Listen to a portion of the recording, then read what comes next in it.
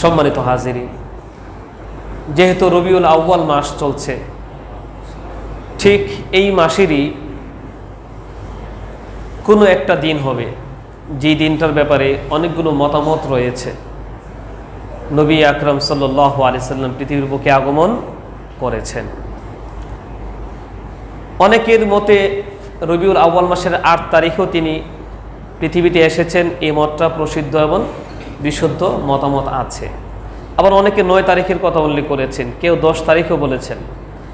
আর আমাদের সমাজে প্রসিদ্ধ আছে 12 তারিখ, তবে বিশুদ্ধতার দিক থেকে, বর্ণনাগত দিক থেকে আমরা যা পেয়েছি সেটা হচ্ছে 8 অথবা 10 তারিখ।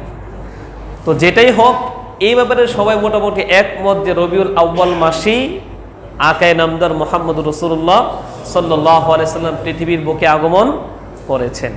তবে একটা বিষয়ে সবাই আবার ঐকমত্য পোষণ করেছেন যে তিনি আবার এই মাসেরই ঠিক 12 তারিখে, যে তারিখ তার জন্ম হওয়ার সম্ভাবনা কিংবা প্রসিদ্ধ মত আছে, ঠিক এই মাসেরই তিনি 12 তারিখেই আবার পৃথিবীর বুক থেকে আল্লাহ তাআলা ডাকে সাড়া দিয়ে চলে গেছেন। তাহলে এই মাসটা একটা গুরুত্বপূর্ণ মাস। এই মাসেই পৃথিবী নতুন একটা মেসেজ পেয়েছিল। এই মাসেই যে মহান মানব এসেছেন, সেই মহান মানবের আলোয় পুরো পৃথিবী উদ্ভাসিত হয়েছিল, তখনও এখনও কিয়ামত পর্যন্ত। আবার এই মাসেই আমাদের সকলকে দুঃখের সাগরে ভাসিয়ে দিয়ে সকল সাহাবেদের চোখে কান্নার অশ্রু ঝরিয়ে নবী নামদার সাল্লাল্লাহু আলাইহি সাল্লাম আল্লাহ ডাকে সাড়া দিয়ে চলে গেছিলেন।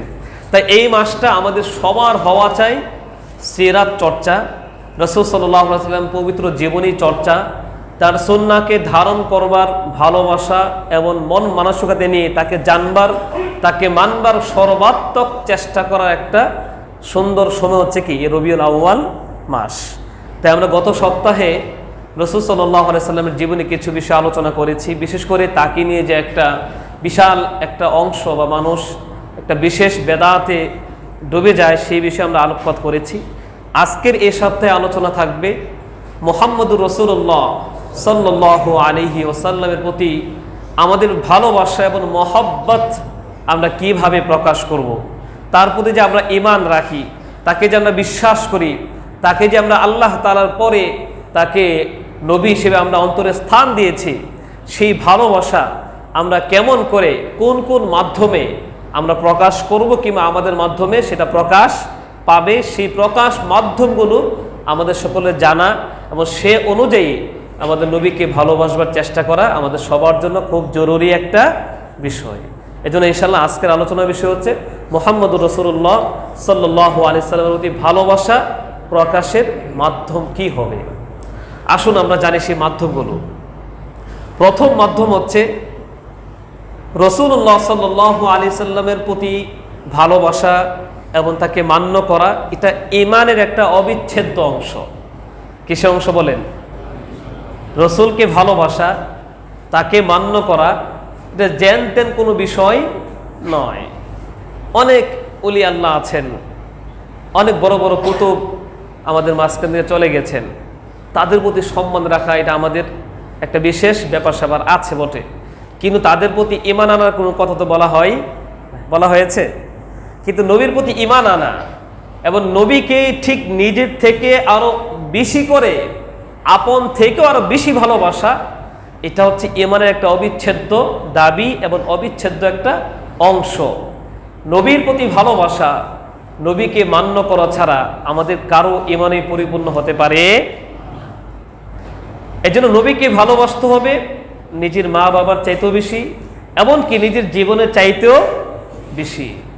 স্পষ্ট হাদিসে আসছে, সহিহ বুখারী সহিহ মুসলিম হাদিসটি বর্ণিত হয়েছে। সাইয়্যিদুনা আনাস রাদিয়াল্লাহু তাআলা আনহু থেকে হাদিসটি বর্ণিত। হযরত আনাস রাদিয়াল্লাহু তাআলা আনহু বলেন, ক্বালা রাসূলুল্লাহ সাল্লাল্লাহু আলাইহি ওয়াসাল্লাম লা ইউমিনু আহাদুকুম হাত্তা আকুনা আহাব্বা ইলাইহি মিন ওয়ালিদিহি ওয়া ওয়ালাদিহি ওয়ান নাসি আজমাইন।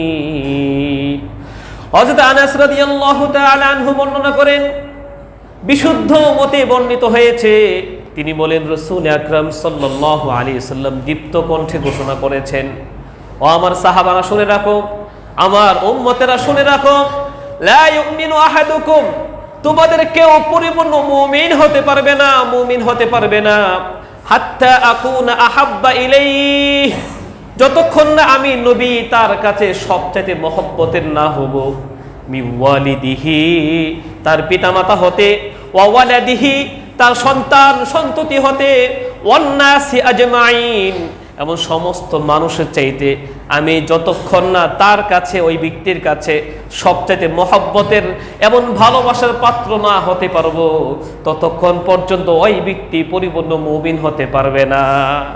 তাহলে পরিপূর্ণ মুমিন হতে হলে আল্লাহর রাসূল যে বিষয়টি শর্তারোপ করেছেন সেটা হচ্ছে আমি নিজের চাইতে, এমনকি আমার মা বাবা এবং আমি যত মানুষকে যত ভালোবাসি না কেন, সবার ভালোবাসার আগে যাকে রাখতে হবে তিনি হলেন মুহাম্মাদুর রাসূলুল্লাহ সাল্লাল্লাহু আলাইহি ওয়াসাল্লাম। এমনকি যদি ঈমানের স্বাদ পাওয়া লাগে, যদি কোনো ব্যক্তি চায় যে আমি ঈমান তো এনেছি, ঈমানের স্বাদ কেন পাচ্ছি না, কেন আমি আমল করে স্বাদ পাচ্ছি না, আজকে আমাদের অবস্থা হচ্ছে হুজুর আমল করতে মনে চায় না, আছে কি না? হুজুর নামাজ পড়তে ভালো লাগে না, ফজরে আজান হয়ে যায়, ঘুম শেষ হয় না, সবার একই অবস্থা।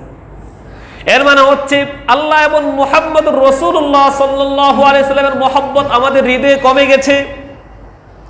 রাসূলুল্লাহ সাল্লাল্লাহু আলাইহি সাল্লাম বলছেন, যে ব্যক্তির মধ্যে তিনটি গুণ পাওয়া যাবে সে সরাসরি ঈমানের স্বাদ উপভোগ করতে পারবে। সুবহানাল্লাহ। কয়টা বলেন? তিনটা গুণ যার মধ্যে বিদ্যমান থাকবে, তিনটা গুণ, সেই ব্যক্তি সেই ঈমানের স্বাদ অনুভব করতে পারবে, সে আমল করে মজা পাবে, সে আল্লাহকে ভালোবেসে মজা লাভ করবে, সে নবীকে ভালোবেসে খুব স্বাদ অনুভব করবে। আমরা যেমন খাবারের স্বাদ চাকি কি দিয়ে? মুখ দিয়ে, তাই না? জিহ্বা দিয়ে আমরা খাবারের স্বাদ বুঝতে পারি, কিন্তু সেই জিহ্বা, সেই শরীর সুস্থ থাকতে হবে। যদি কারো জ্বর এসে যায়, মারাত্মক কোনো ব্যাধি কারো হয়ে যায়, তাহলে সে খাবারের স্বাদ খুঁজে পাই না। যখন আমাদের জ্বর আসে আমরা খাবার বলি তিক্ত লাগে, অথচ মিষ্টি তাকে খেতে দেওয়া হয়েছে, লাগে কি না? মিষ্টি খেতে দেওয়া হলো, জ্বর মুখে সেই মিষ্টি তিক্ত লাগে। ঠিক যদি ঈমানের স্বাদ বুঝতে হয় তাহলে অন্তর দিয়ে বুঝতে হবে। সেই অন্তর যদি গুনাহের কালিমা দ্বারা অন্ধকার হয়ে যায়, কালো হয়ে যায়, সেই অন্তর যদি গুনাহ করতে করতে কালো হয়ে যায়, সে অন্তর দিয়ে ঈমানের স্বাদ খুঁজে পাওয়া যাবে না। সেই অন্তরে কখনো আমল করার স্বাদ অনুভব করা যাবে না। হ্যাঁ, যদি যে ব্যক্তির অন্তরটা নেক আমল করার দ্বারা সুন্দর গোছাতে পেরেছে, পরিচ্ছন্ন যার অন্তরটা আছে, সে নিঃসন্দেহে সে অন্তরের মাধ্যমে ঈমানের স্বাদ অনুভব করতে পারবে। সুবহানাল্লাহ। তাহলে যেমন অসুস্থ অবস্থায় খাবারের স্বাদ আমরা বুঝতে পারি না মুখ দিয়ে, ঠিক যে অন্তরে গুনাহের দাগ পড়তে পড়তে কালো হয়ে যায়, যদি তওবার মাধ্যমে সে অন্তরকে পরিচ্ছন্ন না করা হয়, তাহলে সে অন্তর দিয়ে ঈমানের স্বাদ, আমলের স্বাদ পাওয়া সম্ভব নয়। রাসূল আকরাম সাল্লাল্লাহু আলাইহি সাল্লাম বলছেন, যে ঈমানদারের মধ্যে তিনটি গুণ পাওয়া যাবে সেই সরাসরি ঈমানের স্বাদ অনুভব করতে পারবে, সে আমল করে খুব মজা পাবে। কি সেই তিনটি গুণ? আল্লাহ রাসূল সাল্লাল্লাহু আলাইহি ওয়াসাল্লাম বলছেন, সালাসুন মান কুন্না ফীহি ওয়াজাদা হালাওয়াতাল ঈমান, যে ব্যক্তির মধ্যে তিনটি গুণ পাওয়া যাবে সেই ঈমানের স্বাদ অনুভব করতে পারবে। নাম্বার 1, তিনি বলেছেন, আইয়াকুনাল্লাহু ওয়া রাসূলুহু আহাব্বা ইলাইহি মিম্মা সিওয়াহুমা, যে ব্যক্তির অন্তরে আল্লাহ এবং তার রাসূল তার নিজের চাইতে সমস্ত কিছু হতে সবচেয়ে মহব্বতের স্থানটা দখল করতে পারবে, তাহলে সেই ব্যক্তি ঈমানের স্বাদ পাবে। বলেন সুবহানাল্লাহ। তাহলে আমার অন্তর যদি, আপনার অন্তরে যদি আমি নিজের চাইতে সমস্ত কিছুর চাইতে আমি বিশ্বাস করি এবং লালন করি, আমি আল্লাহকে সবচাইতে বেশি ভালোবাসি এবং তারপরে মুহাম্মদ সাল্লাল্লাহু আলাইহি সাল্লামকে সর্বাধিক ভালোবাসি, এই কথা শুধু দাবি করলেই হবে না, আপনার আমলের মাধ্যমে সেই কথা প্রকাশিত হবে। যদি আমার প্রত্যেকটা কাজে, প্রত্যেকটা কথায়, প্রত্যেকটা আচার আচরণে, সকল ক্ষেত্রে, জীবনের প্রতিটি সেক্টরে আমি আল্লাহর বিধান মেনে চলি, যদি আমি রাসূলুল্লাহ সাল্লাল্লাহু আলাইহি ওয়াসাল্লামের সুন্নাহর আলোকে আমি জীবন যাপন করি, তাহলে তখনই আমার অন্তরের দাবি মুখের দাবি এক হবে, আর তখনই এই কথা বলা সত্য হবে যে আমি সবচাইতে বেশি আল্লাহকে ভালোবাসি, সবচাইতে বেশি নবীকে ভালোবাসি। তাহলে আল্লাহর রাসূল বলেছেন, যেই মুমিন তার অন্তরে সব কিছুর চাইতে আল্লাহ এবং তার রাসূলকে বেশি ভালোবাসতে পারবে, সেই মুমিনের একটা গুণ অর্জন হলো। 2 নম্বর গুণ সম্পর্কে আল্লাহর রাসূল সাল্লাল্লাহু আলাইহি সাল্লাম বলেন, ওয়া আইয়ুহিব্বাল মারআ লা ইউহিব্বুহু ইল্লা লিল্লাহ। যেই মানুষ সব ধরনের মানুষকে সে ভালোবাসবে, কারো প্রতি কোনো বিদ্বেষ পোষণ করবে না। কোনো মানুষের প্রতি যখন আমরা বিদ্বেষ রাখি, বুঝতে হবে আমার অন্তরটা পরিষ্কার পরিচ্ছন্ন নয়। ওই অপবিত্র অন্তর দিয়ে ইমানের স্বাদ পাওয়া যাবে, ইমানের স্বাদ পাওয়া যাবে না। সমস্ত মুমিনদেরকে ভালোবাসতে হবে। আপনার দ্বারা কোনো মুমিন কষ্ট পেলে, আমার দ্বারা কোনো মুমিন কষ্ট পেলে, কিংবা আমার অন্তরে যদি কোনো মুমিনের ব্যাপারে খারাপ ধারণা বসবাস করে, যদি আমি সবার থেকে আমি নিজেকে শুধু ভালো মনে করি, সবাইকে মনে করি ও তো গামজটি, ও তো নামাজ পড়ে না, ও সুদ খায়, হ্যাঁ ঠিক আছে, যদি আপনি পারেন দাওয়াত দেন সুন্দর করে, কিন্তু কারো প্রতি বিদ্বেষ পোষণ করা যাবে না। আল্লাহর রাসূল সাল্লাল্লাহু আলাইহি সাল্লাম বলছেন, ওই মুমিনের দ্বিতীয় গুণ হবে সে সমস্ত মানুষদেরকে ভালোবাসবে, সমস্ত মুমিনদেরকে ভালোবাসবে। আর এই ভালোবাসা হবে কেবল কার জন্যে? কেবল আল্লাহর জন্য। ইল্লা লিল্লাহ, লা ইউহিব্বুহু ইল্লা লিল্লাহ। এই যে সে মানুষকে ভালোবাসে অর্থ পাওয়ার জন্য নয়, কোনো ক্ষমতা লাভ করার জন্য নয়। আমরা তো নেতার নামে স্লোগান তুলি, কারণ সামনে নির্বাচন আছে, আমি মেম্বার হতে পারবো, চেয়ারম্যান হতে পারবো, এই জন্য নেতার পোস্টার বড় বড় করে লাগাই, ঠিক কিনা বলেন? কারণ উনি আমাকে সাপোর্ট করবে। আবার অনেক সময় এরকম হয়, আমি গরিব হলে বড় লোককে ভালোবাসি কেন? তাকে দেখলে জুতা আগায় দেই কেন? সে আমাকে বেশি বেশি দান করবে, সদকা করবে, এই জন্য ভালোবাসি। আসলে মন থেকে একদম নিষ্কলুষ ভালোবাসাবাসি না, যে একজন মানুষ হিসেবে, একজন মুমিন হিসেবে তাকে শ্রদ্ধা করা, তাকে ভালোবাসিটা আমার ইমানের একটা অংশ, সেই হিসেবে ভালোবাসতে পারি না আমরা কোনো স্বার্থের পিছনে পড়ে কাউকে ভালোবাসি। আল্লাহ রাসূল সাল্লাল্লাহু আলাইহি সাল্লাম বলেন, না না, স্বার্থের ভালোবাসা হলে ইমানের স্বাদ পাওয়া যাবে না। সেই ভালোবাসা হতে হবে নিরেট এবং খাঁটি এক আল্লাহর জন্যে, যে আল্লাহ তাআলাই মানুষটাকে বানিয়েছেন। হয়তো বলে আল্লাহ তাআলা তাকে অনেক ভালোবাসেন, আমার থেকেও তাকে আল্লাহ তাআলা খুব বেশি ভালোবাসতে পারেন, এই জন্য আল্লাহর একজন মাখলুক হিসেবে তাকে আমি সর্বাত্মক ভালোবাসি। তার প্রতি কোনো বিদ্বেষ আমার অন্তরে কাজ করে না। রাসূল আকরাম সাল্লাল্লাহু আলাইহি সাল্লাম বলছেন, ওই মুমিনের 2 নম্বর গুণ হবে সে মানুষদেরকে ভালোবাসবে, সেই ভালোবাসা কোনো স্বার্থের জন্য নয়, একমাত্র সে আল্লাহর জন্যই ভালোবাসবে। 3 নম্বর গুণ বলেছেন, ওয়া আইয়াকরাহা আইয়াউদা ইলাল কুফরি কামা ইয়াকরাহু আইয়ুকযাফা ফিন্নার। একটা মানুষ যখন সে ইমানদার হয়ে গেল, যখন সে মুসলমান দাবি করলো, তখন সে আবার পুনরায় কুফরের দিকে, আবার সে মুরতাদ হয়ে যাওয়া কিংবা বেঈমান হওয়াটাকে সে এতটাই অপছন্দ করে, যদি তাকে আগুনে নিক্ষিপ্ত করতে হয়, যদি তাকে বলা হয় তোমাকে ঈমান না ছাড়লে তোমাকে আগুনে নিক্ষেপ করা হবে, সে দীপ্ত কণ্ঠে বলবে আমি গলি নিতে পারি বুকে, আমি প্রয়োজনে আগুনে ঝাঁপিয়ে পড়তে পারবো, কিন্তু আমি ঈমান এনে পুনরায় কুফরি গ্রহণ করতে পারবো, কুফরি মানতে পারবো না। আরে বুঝতেছেন ঈমান কত কঠিন? আমাকে আমার ঈমানের জন্য শাস্তি যাই দেওয়া হোক না কেন, ফাঁসির কাষ্ঠে ঝুলানো হোক, কিংবা আমাকে গুলি করে হত্যা করা হোক, আমাকে আগুনে নিক্ষেপ করা হোক, সব কিছু আমার সাথে করতে পারো, কিন্তু আমি ঈমানকে ছাড়তে পারবো না। আল্লাহর রাসূল বলেন, তাহলে যেই মুমিনের মধ্যে এই 3টা গুণ পাওয়া যাবে, তার কাছে আল্লাহ এবং তার রাসূল সবচেয়ে বেশি ভালোবাসার পাত্র। নাম্বার 2, সে মানুষকে ভালোবাসে কেবল আল্লাহর জন্যে। নাম্বার 3, তার কাছে ঈমানটা এত পাওয়ারফুল হবে, সে ঈমানটাকে এত মন থেকে ভালোবাসবে, যদি তাকে ঈমানের বদৌলতে তাকে আগুনে নিক্ষিপ্ত হতে হয়, সে আগুনে নিক্ষিপ্ত হবে, কিন্তু ঈমান ছাড়তে রাজি হবে না। তাহলে যেই মুমিনের মধ্যে এই 3টা গুণ বিদ্যমান পাওয়া যাবে, আল্লাহর রাসূল বলেন ওয়াজাদা হালাওয়াতাল ঈমান, ওই মুমিন ব্যক্তি তার অন্তরের মাধ্যমে সরাসরি ঈমানের স্বাদ অনুভব করতে পারবে। সুবহানাল্লাহ। তাহলে কয়টা গুণ অর্জন করতে হবে? কয়টা গুণ বলেন? 3টা। আল্লাহ এবং রাসূলকে সবচেয়ে বেশি ভালোবাসতে হবে। আমার জীবন যাই যাক, আমি সবচেয়ে বেশি কাকে ভালোবাসি? আল্লাহ এবং তার রাসূল সাল্লাল্লাহু আলাইহি ওয়াসাল্লামকে। এই মানুষকে ভালোবাসবে কোনো স্বার্থের জন্য নয়, কোনো পদবি পাবো, কিংবা তার থেকে বড় কোনো অ্যামাউন্ট পাবো কয়েক মাস পরে পরে, এই জন্য তার প্রতি আমার ভালোবাসা হবে না। ভালোবাসা হবে নিরেট কার জন্যে? আল্লাহর জন্যে। আর আমার ইমানটাকে আমি এতই বেশি ভালোবাসি, আমার ইমানটা আমার কাছে এত গুরুত্বপূর্ণ হবে যে ইমানের প্রয়োজনে, দিনের প্রয়োজনে আমাকে কোরবান করে ফেললে কে কোরবানি করে ফেলো, আমাকে আগুনে নিক্ষেপ করতে চাইলে কেউ আগুনে নিক্ষেপ্ত করো, আমাকে জেলখানার সে অন্ধকার প্রকোষ্ঠে আমাকে আবদ্ধ করতে চাইলে আবদ্ধ করে ফেলো, কিন্তু ইমানের প্রশ্নে কোনো আপোষ করা যাবে না। এই তিনটা গুণ যেই মুমিনের অন্তরে বিদ্যমান থাকবে, আল্লাহ রাসূল সাল্লাল্লাহু আলাইহি সাল্লাম তিনি সত্য নবী, তার প্রত্যেকটা কথা সত্য, একদম সাদা শুভ্র সত্য। তিনি বলেছেন সেই মুমিন সরাসরি সেই ইমানের স্বাদ অনুভব করতে পারবে। সুবহানাল্লাহ। তাহলে রাসূলকে ভালোবাসা ইমানের স্বাদ লাভ করার অন্যতম একটা মাধ্যম। আমরা সকলেই কম বেশ সাইয়েদনা ওমর রাদিয়াল্লাহু তাআলা এর ঘটনা জানি কিনা?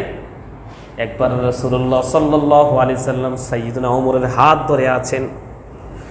সাহাবী আব্দুল্লাহ ইবনে হিশাম রাদিয়াল্লাহু তাআলা আনহু বলেন, কুন্না মা'আন নবী সাল্লাল্লাহু আলাইহি ওয়াসাল্লাম, আমরা একদল সাহাবী রাসূলুল্লাহ সাল্লাল্লাহু আলাইহি ওয়াসাল্লামের সাথে ছিলাম। ওয়া হুয়া আখিযুম বিয়াদি ওমর ইবনুল খাত্তাব রাদিয়াল্লাহু তাআলা আনহু, আর তখন নবীজি সাল্লাল্লাহু আলাইহি সাল্লাম সাইয়েদনা ওমর ইবনুল খাত্তাব রাদিয়াল্লাহু তাআলা আনহুর হাত ধরে আছেন। এমত অবস্থায় ফাকাল লাহু ওমর, ইয়া রাসূলুল্লাহি ইন্নী লা আনতা আহাব্বু ইলাইয়া মিন কুল্লি শাইইন ইল্লা মিন নাফসি, হে আল্লাহর রাসূল, ও আমার প্রিয় নবী, আপনি আমার কাছে সমস্ত কিছু হতে অনেক প্রিয়, আপনি সব কিছু থেকে আমার কাছে অনেক প্রিয়, ইল্লা মিন নাফসি, তবে আমি আমার থেকে আপনাকে বেশি ভালোবাসতে পারি না। আরে কথা সত্য, বুঝতেছেন? আমরা মুনাফিকি যে ইমানদার বলি নবীকে খুব ভালোবাসি, অথচ নবীকে গালিগালাজ করে অনেকে, আছে কি না? আমাদের অন্তর কি তখনও নিভে থাকে? প্রকাশ্যে আমাদের নবীজিকে গালিগালাজ করা হয়েছে সে শাহবাগে, সর মনে আছে? অবশ্য অনেক ইমানদার তখন কি জেগে উঠেছিল। তো এই যে প্রকাশ্যে নবীকে গালমন্দ করা হয়, কিন্তু আমরা তখনও ঘুমিয়ে থাকি। হ্যাঁ, সম্প্রীতি বজায় রাখতে আমাদের অন্তর তখনও ঘুমিয়ে থাকে, একদম নির্ভেজাল অন্তর, নাউজুবিল্লাহ।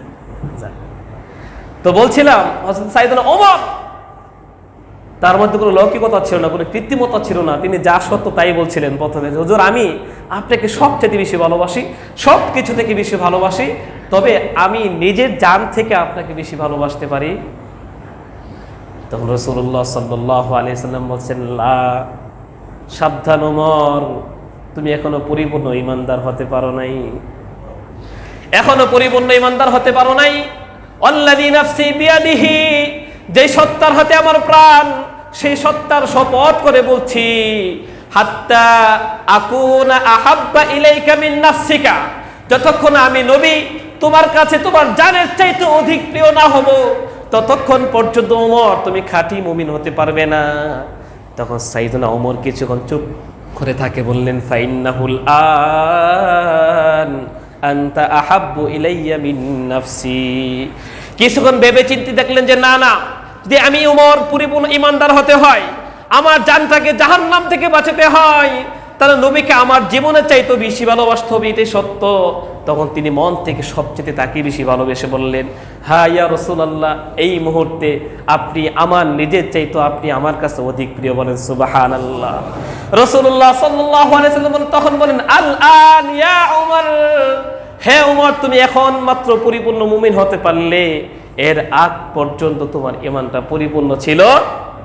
আরে বুঝতে পারছেন?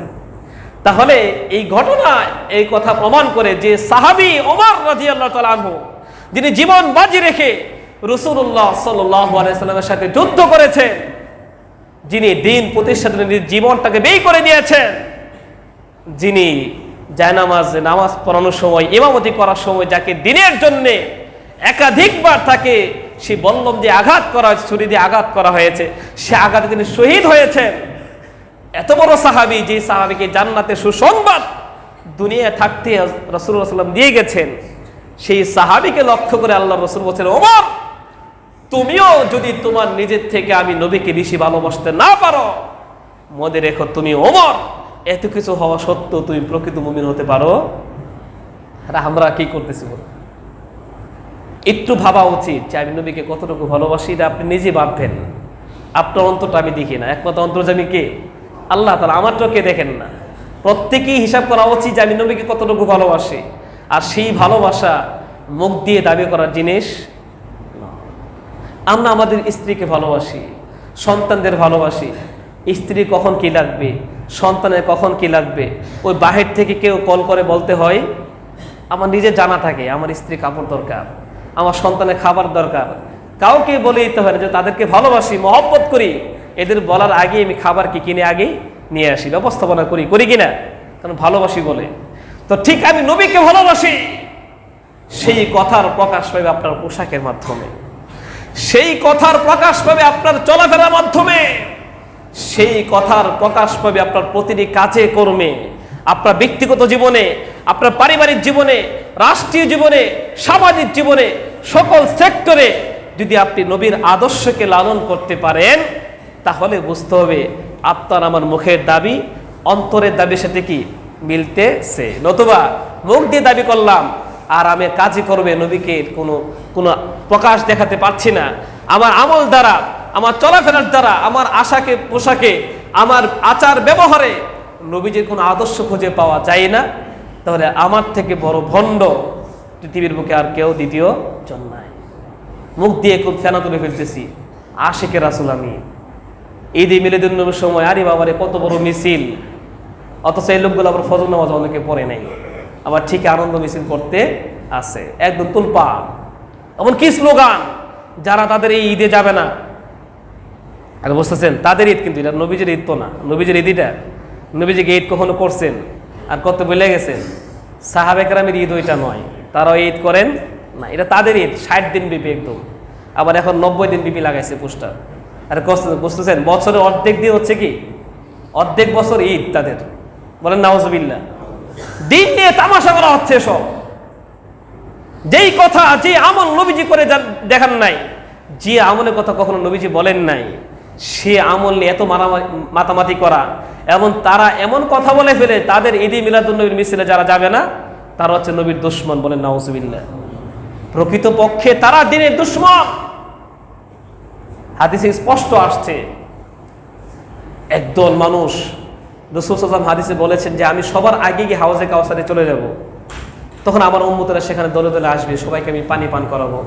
সেই হাউজে কাউসারের পানি যে একবার পান করবে সে আর কখনো পিপাসার্ত হবে সেই পানি। তো একদল মানুষ আসতে থাকবে, তাদেরকে ফেরেশতারা আটকে দিবে।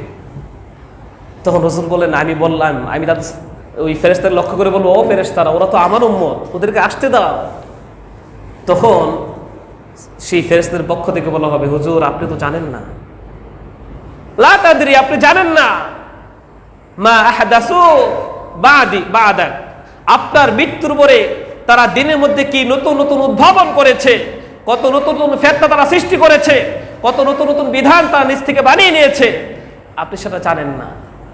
তখন এই কথা শোনার সাথে সাথে তিনি রেগে যাবেন, রাগে রাগান্বিত হয়ে তিনি সুহকান লিমান গায়্যারা বাদি, হে আমার পাপিষ্ঠ উম্মতেরা, যারা আমি আমার মৃত্যুর পরে আমার দিনের মধ্যে নতুন কোন বিধান জারি করেছ, নতুন কোন বিষয় জারি করেছ যা আমি বলে যাইনি, এমন কোন বিষয় যারা উদ্ভাবন করেছ, তোমরা আমার এই হাউজে কাউসার থেকে অনেক অনেক দূরে চলে যাও, তোমরা দূরে চলে যাও।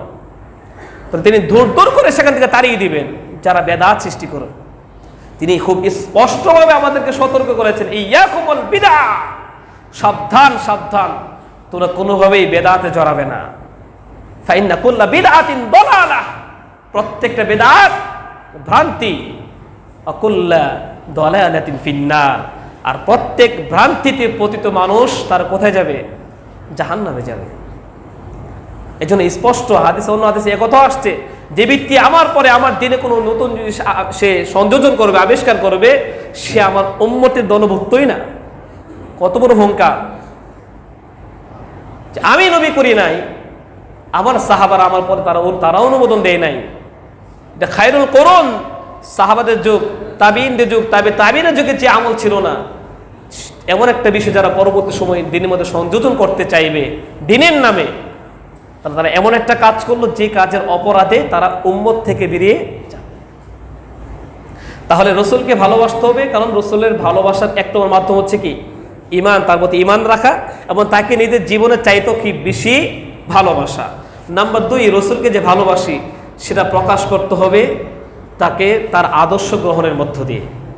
আল্লাহ তাআলা স্পষ্ট কোরআনে কারীমে বলেন, লাকাদ কানা লাকুম ফি রাসূলিল্লাহি উসওয়াতুন হাসানাতুন লিমান কানা ইয়ারজুল্লাহ ওয়াল ইয়াউমাল আখির ওয়া যাকারাল্লাহ কাসীরা। শুনে রাখো, তোমাদের জন্য তোমাদের রাসূলের জীবনের মধ্যে অনেক সুন্দর চমৎকার আদর্শ রয়েছে। তার পুরা জীবনে আদর্শ, তোমরা সেই নবীর আদর্শকে গ্রহণ করো। যারা চাও আখিরাত পেতে, আমাকে পেতে, যারা আখিরাতে সফল হতে চাও এবং সারা বিশ্বে আল্লাহকে জিকির করতে চাও, আল্লাহ স্মরণ করতে চাও, তারা যেন সেই নবীর আদর্শকে নিজের জীবনের মধ্যে বহন করে। তাহলে নবীর আদর্শ কি? হ্যাঁ, নবীর আদর্শ হচ্ছে নবী যেভাবে চলেছেন, যেভাবে খেয়েছেন, যেভাবে পড়েছেন, যেভাবে তিনি চলতেন, পুরা সব কিছুকে নিজের মধ্যে নকল করা। কি করা বলেন? এমনও সাহাবী ছিলেন সুবহানাল্লাহ বিহামদি, রাসূল যেভাবে হাঁটতেন তারা সেভাবে হাঁটার চেষ্টা করতেন। অন্যগুলো তা আছে যেগুলো আসলে সহজে পারা যায় না, সেগুলো তারা কি চেষ্টা করতেন। তো রাসূলের সুন্নাহ হচ্ছে তার জন্মদিনে রোজা রাখা। আর বুঝতেছেন, আমি গত জুমায় বলেছিলাম রাসূলের সুন্নাহ কি জন্মদিনে তিনি রোজা রেখেছেন। তাকে জিজ্ঞেস করছিল, আপনি সোমবার রোজা রাখেন কেন? সোমবার তো জন্মদিন, তা তো জানেন। দিন জানা আছে, তারিখ নিয়ে সমস্যা। সোমবার তিনি জন্মগ্রহণ করেছে, সোমবার দিন শুভে সাদিকের সময়। তো ওনাকে জিজ্ঞেস করা হলো যে আপনি সোমবার দিন কেন রোজা রাখেন হুজুর? সবসময় প্রত্যেক সপ্তাহে সোমবার দিন রোজা রাখেন। তখন তিনি বলে, ওলিদতু ফীহি, আমার সাহাবারা, আমি এই সোমবার দিন দুনিয়ার বুকে আগমন করেছি। বলেন সুবহানাল্লাহ। আমি শুকরিয়াতান আমি সোমবার দিন রোজা রাখি। আর এরকম নামধারী আশিকে রাসূলুল্লাহ সোমবার দিন তাবারক খায় কি রাখে? রোজা রাখে। আর কথা বুঝতেছেন? দিনের বেলা কি সারাদিন তাবারক খায় আর বলে রসুলের কি মহব্বত ভালোবাসা প্রকাশ করতেছে। আর একটু ভাবা উচিত যে 12 রবিউল আউয়াল, এটা প্রসিদ্ধ মত বলেছি, ধরলাম তিনি 12 রবিউল আউয়ালে জন্মগ্রহণ করেছেন, কিন্তু এই কথার মধ্যে কোনো সন্দেহ নাই তিনি 12 রবিউল আউয়ালে ইন্তিকাল করেছেন। তো আপনার বাবা যদি 1 তারিখে মারা যায় ডিসেম্বরের, আর সে ডিসেম্বরে 1 তারিখে আবার কি জন্মগ্রহণ করছে, তো সেক্ষেত্রে কি আপনি হাসবেন না কান্না করবেন? আর কি বলেন? আপনি যদি কিছু করতে হয় তাহলে কান্না করা উচিত। আমি বলছি না আপনি সুখ দিবস পালন করেন, কিন্তু তারপরে বলছি তাহলে যদি বাবাকে প্রকৃত ভালোবেসে থাকি, তাহলে একই দিনে বাবার জন্ম মৃত্যু হলে আমি তো সেই দিন হাসতে পারি না। আমার কান্নার কথা যে এই দিনে বাবা চলে গেছে, আসার কথাটা ভুলে গিয়ে সব কান্না আসার কথা। তো এই সমস্ত অথর্বরা নবীজি 12 তারিখে আসতেন কিনা, জন্মগ্রহণ করছেন, এর মতানৈক্য আছে। ধরলাম 12 তারিখে তিনি জন্মগ্রহণ করেছেন, এটা আনন্দের বিষয় অবশ্যই, কিন্তু আবার এই তারিখে তিনি দুনিয়া থেকে চলে গেছেন, এই মাসেই। তাহলে ভাবা উচিত যে নবী আজকের দিনে আমাদের দুনিয়া থেকে তিনি বিদায় নিয়ে গেছেন, সেই নবীর জন্য তো আমাদের কান্না করা উচিত ছিল। কান্না না করে সারা দিন ব্যাপী ওরস মোবারক, খাওয়া দাওয়ার ধুম, নাচানাচি, গাওয়াগাই, বিশাল মিছিল। কেন? আপনার থেকে সাহাবায়ে কেরাম তাকে বেশি ভালোবাসতেন না? কি বলেন? সাহাবায়ে কেরাম জীবন দিয়েছেন মিয়া, আর আপনি বড় বড় গুরু জবে করে খায়া খায়া লাফে লাফে আপনি মিছিল করে আনন্দ করেন। যদি আনন্দ করা যদি জায়েজ হতো এবং এটা কি যদি শরীয়ত সিদ্ধ হতো, তাহলে সবার আগে যারা জীবন বাজি রেখে যুদ্ধ করেছেন, জীবন কোরবান করেছেন দিনের জন্য, তারাই এই ঈদকে পালন করতেন। ঠিক কিনা বলেন? তারা তো সেই ঈদ পালন করেন নাই। এরপর দিয়ে কোন যেহেতু তারা বুঝতো না, নাউযুবিল্লাহি মিন যালিক, তাহলে আপনার ইমানের সমস্যা আছে মিয়া। যদি আপনি 1400 বছর পরে এসে সাহাবাদের থেকে দিনকে বেশি বুঝে ফেলেন, তাহলে আপনি দিন বুঝেন নাই। আপনার দিন কে বুঝাইছে? শয়তান আপনাকে দিন বুঝাইছে। আপনি শরীরের দিনকে আপনি বুঝতে সক্ষম হন না। তাহলে নবীকে তার আদর্শকে গ্রহণ করতে হবে। নাম্বার 3, তার আনুগত্য করতে হবে।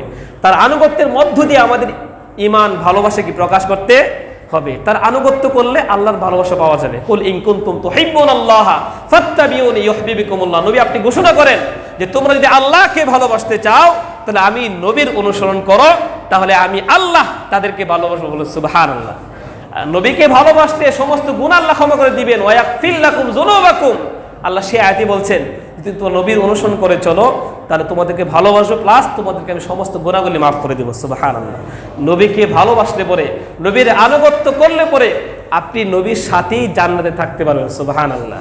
স্পষ্ট হাদিসে আসছে, মান আতাআ সুন্নতি ফাকাদ আতাআনি। যেই উম্মত আমার সুন্নাহকে ভালোবাসবে, আমার সুন্নাহকে ভালোবাসা মানে কি? সে সুন্নাহর আলোকে তার জীবনটাকে গড়বে, তাহলে সেই কেমন যেন আমি জিন্দা নবীকে সে ভালোবাসলো, সুবহানাল্লাহ। আর যে ব্যক্তি নাকি আমি নবীকে ভালোবাসবে, অমান আতাআনি ফাকাদ কানা মাই ফিল জান্নাহ, আর যে ব্যক্তি আমাকে ভালোবাসবে, আমার অনুসরণ করে চলবে, সে আমার সাথেই জান্নাতে অবস্থান করবে, সুবহানাল্লাহ। তাহলে নবীকে ভালোবাসা এটা আল্লাহ তাআলার ভালোবাসা পাওয়ার মাধ্যম, নবীকে ভালোবাসা সমস্ত গুনাহ মাফের মাধ্যম, নবীকে ভালোবাসা নবীর সাথে জান্নাতে থাকার অন্যতম উপায় এবং সোপান। আর সর্বাধিক যে কাজটা করতে হবে, নবীকে সম্মান শ্রদ্ধা করতে হবে, তবে সেটা দিনের মেজাজ অনুযায়ী, শরীয়তের মধ্য থেকে বাড়াবাড়ি করা যাবে না।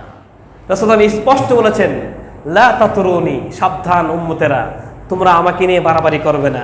কামা আতরাতিল নাসারা বিঈসা ইবনে মারইয়াম, যেমন নাকি খ্রিস্টানরা তাদের নবী ঈসা আলাইহিস সালামকে নিয়ে বাড়াবাড়ি করতে করতে সেই নবী ঈসা আলাইহিস সালামকে আল্লাহর আসনে বসিয়ে দিয়েছে। তারা কথা বলতে চায় ঈসাও আল্লাহ তাআলার এক সন্তান এবং সে আল্লাহ, বলেন নাউজুবিল্লাহ। ইন্নাল্লাহ সালিসু সালাসা, তাদের মধ্যে আল্লাহ তাআলা কয়জন? আর কয়জন বলেন না, বলতে সমস্যা নাই, বিশ্বাস তো কোনোভাবে করা যাবে না। ইহুদিরা খ্রিস্টানরা বলে আল্লাহ কয়জন? তিনজন, একজন হচ্ছে আল্লাহ, আরেকজন তার স্ত্রী, বলেন নাউজুবিল্লাহ, আর মারিয়াম আলাইহিস সালাম, আর তার সন্তান একজনকে ঈসা আলাইহিস সালাম। বাড়াবাড়ি করেছে, সবগুলো ধ্বংস হয়েছে, সবগুলো বিভ্রান্ত হয়েছে, পথভ্রষ্ট হয়ে গিয়েছে। নবীজি বলতে, সাবধান, তোমরা আমি নবীর সম্মান করতে গিয়ে এমন কোনো কাজ করবে না যে সেটা বাড়াবাড়ি হয়ে তোমরা দিন থেকে দূরে সরে যাও। তাহলে যেই বিধান নবী দিয়ে যান নাই, যে বিধানের কথা সাহাবে কেরাম পালন করেন নাই, সেই বিধান যদি আমি নিজ থেকে দিয়ে তাকে মহব্বত ভালোবাসা প্রকাশের মাধ্যম হিসেবে তাকে প্রমাণ করতে চায়, আর সেটা দিন অনুমোদিত না হয়, তাহলে বস্তু সেটা বাড়াবাড়ির পর্যায়ে চলে যাচ্ছে। আর সেই বাড়াবাড়ির পর্যায়ে গেলে সেই খ্রিস্টানরা তারা পথভ্রষ্ট হয়ে গিয়েছে। এজন্য কোরআনে কারিমে সূরা ফাতিহার মধ্যে কথা শেষে আছে, গায়রিল মাগদুবি আলাইহিম ওয়ালাদ-দাল্লিন, আল্লাহ আপনি আমাদের সঠিক পথ দেখান, তবে সেই পথ নয় যে পথে চলেছিল ইহুদিরা খ্রিস্টানরা। ইহুদিরা তারা আল্লাহ তাআলার লানত প্রাপ্ত হয়েছে, আর খ্রিস্টানরা দল্লিন, তারা পথভ্রষ্ট হয়ে গিয়েছে। আল্লাহ আপনি আমাদেরকে ইহুদি খ্রিস্টানদের পথ দেখায়েন না। নবী, সিদ্দিক, শুহাদা, তারা যেই পথে চলে জান্নাতের অধিকারী হয়েছেন, তাদের সঠিক পথ আমাদেরকে দেখান। তো আমাদেরকে অনুসরণ করতে হবে নবী, সিদ্দিক, শুহাদা, সাহাবে কেরামের পথকে।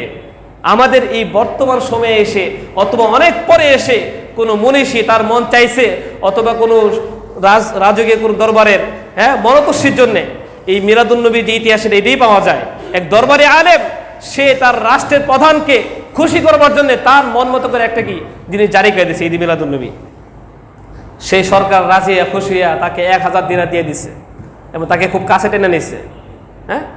এই চাটুকার আলেম সব সময় ছিল কিছু, এখনো কিছু আছে চাটুকার আলেম, তারা দিনকে পর্যন্ত কি করে বিকৃত করে ফেলে তাদের নিজের স্বার্থ উদ্ধার করবার জন্যে।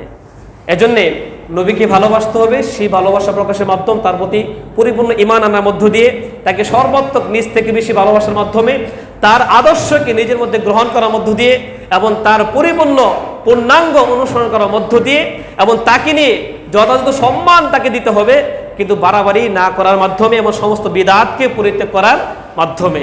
আল্লাহ তাআলা আমাদের সকলকে সুন্নাহর আলোকে আমাদের ব্যক্তিগত জীবন, আমাদের পারিবারিক, সামাজিক এবং রাষ্ট্র জীবন গড়বার তৌফিক দান করেন, এবং সমস্ত বিদআত থেকে সম্পূর্ণরূপে বাঁচবার